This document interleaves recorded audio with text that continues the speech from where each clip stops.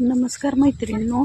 तर बघा, मी आमच्या शेतात आले चिलवडीच्या, आणि मला हे दिलेलं गाव माझं चिलवडीचं आहे, आणि मी धाराशिवला राहतात आम्ही. तर बघा, ही आमची शेती आहे आणि मी आज शेताकडे आले. तुम्ही बघू शकता. तर बघा, हे सोयाबीन आमचं लावलेलं आहे आणि तुम्हाला दाखवते. सोयाबीन हे पाऊस नसल्यामुळे आम्ही स्प्रिंकलरनं पाणी द्यायला.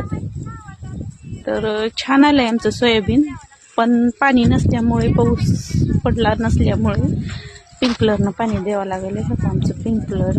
तुम्हाला एवढ्या लांबचं नाही दिसायचं, एक मिनिट दाखवते. स्प्रिंकलर. तर बघा कशी वाटली आमची शेती, छान आहे का?